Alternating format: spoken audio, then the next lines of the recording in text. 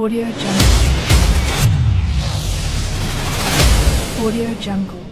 అందరికీ నమస్తే, నేను మీ Govind. Welcome to our channel. ఈరోజు సోషల్ మీడియా స్టార్ అయిన అర్ససాయి బెట్టింగ్ యాప్స్ ప్రమోషన్స్ కోసం మాట్లాడుకుందాం.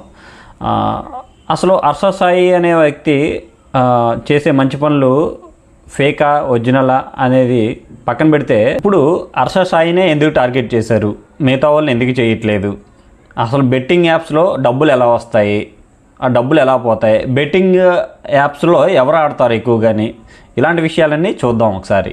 ఆ అర్ససాయి ఒక్కడే కాకుండా చాలామంది ఇప్పుడు ఇండియా క్రికెట్ టీము డ్రీమ్11 ప్రమోట్ చేస్తుంది, అది బెట్టింగ్ యాప్ కాదా? అలాగే ఆహాలో సర్కార్ అనే ప్రోగ్రాంలో మోస్ట్ బెట్ గురించి ప్రమోట్ చేస్తున్నారు, అది బెట్టింగ్ యాప్ కాదా? హృతిక్ రోషన్ గారు రమ్మీ సర్కిల్ అనేది ప్రమోట్ చేస్తారు, అది బెట్టింగ్ యాప్ కాదా? షారుఖ్ గారు A23 అనేది ప్రమోట్ చేస్తారు, అది బెట్టింగ్ యాప్ కాదా? ఒకప్పుడు మన రానా గారు, ప్రకాష్ రాజ్ గారు రమ్మీ కోసం యాడ్ చేసేవారు, ప్రమోట్ చేసేవారు, అది బెట్టింగ్ యాప్ కాదా? అసలు బెట్టింగ్ యాప్లు అలాగే యూట్యూబ్ స్టార్లు, ఇన్స్టా రీల్స్ చాలామంది చేస్తున్నారు, ఒక్క అర్ససాయిని ఎందుకు టార్గెట్ చేస్తున్నారు నాకు అర్థం కావట్లేదు. వాళ్ళందరితో పోల్చుకుంటే కాస్తో కోస్తో అర్ససాయి అనే వ్యక్తి కొంచెం మంచి పని చేస్తున్నాడు. అసలు ఆ బెట్టింగ్ యాప్ మంచిది, ఈ బెట్టింగ్ యాప్ మంచిది కాదు అనేది ఎందుకు? అసలు బెట్టింగ్ యాప్ అనేదే మంచిది కాదు, బెట్టింగ్ యాప్ అనేదే మంచిది కాదు అన్నప్పుడు అన్ని బెట్టింగ్ యాప్లు బ్యాన్ చేయొచ్చు కదా. అలా బ్యాన్ చేయకపోవడం గవర్నమెంట్ అండ్ రాజకీయ నాయకులు చేసే తప్పులు.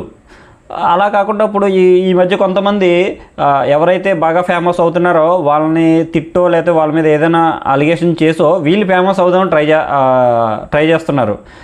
అలా కొంతమంది అవుతున్నారు. బ్యాన్ అనేది ఎవరికైనా బెట్టింగ్ యాప్ తప్పు అనేటప్పుడు పెద్దోడికైనా చిన్నోడికైనా ఒకటే. నిజంగా బెట్టింగ్ యాప్ మీద ఎవరైనా కానీ బెట్టింగ్ యాప్ మీద బెట్టింగ్స్ మీద యూత్ని ఉద్దేశించి యూత్ బాగుండాలి, బెట్టింగ్ యాప్స్ ఉండకూడదని ఆలోచన చేస్తే కోర్టులో కేసేసి ప్రతి బెట్టింగ్ యాప్ మీద కూడా బ్యాన్ చేసే విధంగా చర్యలు తీసుకునేలా చేయాలి, అలా పోరాడాలి, అది కరెక్ట్. ఇలా ఈ బెట్టింగ్ యాప్స్లో ఎక్కువ ఆడుతున్న యూత్కు బుద్ధి ఉండాలి. ఆయన వాడెవడో చెప్పాడని, వీడెవడో హీరో చెప్పాడని, ఈ స్టార్ చెప్పాడని, ఇన్స్టాగ్రామ్లో చెప్పేవాడని, యూట్యూబ్ స్టార్ చెప్పాడని, అర్ససాయి చెప్పాడని, లేకపోతే ఇంకో తొక్కగాడు చెప్పాడని మనం బెట్టింగ్ పెట్టి ఆడడం ఏంటి? అసలు బెట్టింగ్ యాప్లో డబ్బులు ఎలా వస్తాయండి? ఎవరైనా ఈ రోజుల్లో ఎవరైనా ఫ్రీగా డబ్బులు ఎందుకు ఇస్తారు? ఊరికినే డబ్బులు ఇస్తారా? ఒకటి దగ్గర తీసుకొని ఇంకొకరికి ఇస్తారు. బెట్టింగ్ యాప్ అనేది ఏంటి? నీ దగ్గర 1200, ఆడి దగ్గర 1200 తీసుకొని గెలిచినోడికి 2000 ఇస్తాడు.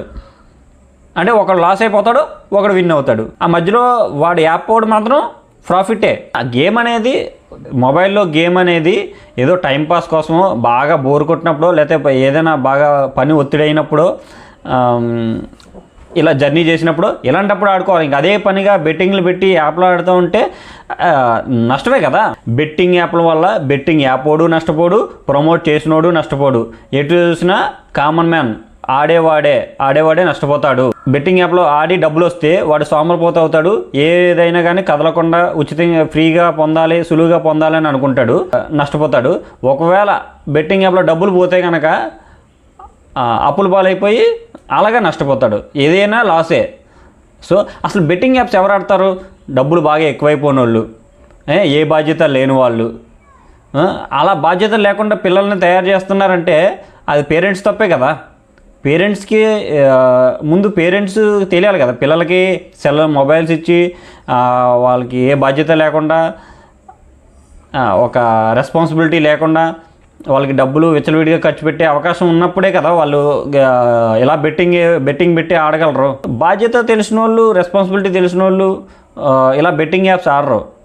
ఎవడో చెప్పాడని మనం బెట్టింగ్ యాప్ ఆడేవాడు అసలు బాధ్యతాపరుడే కాదు. నేను అర్ససాయిని వెనకేసుకు రావట్లేదు, బెట్టింగ్ యాప్స్ని వెనకేసుకు రావట్లేదు.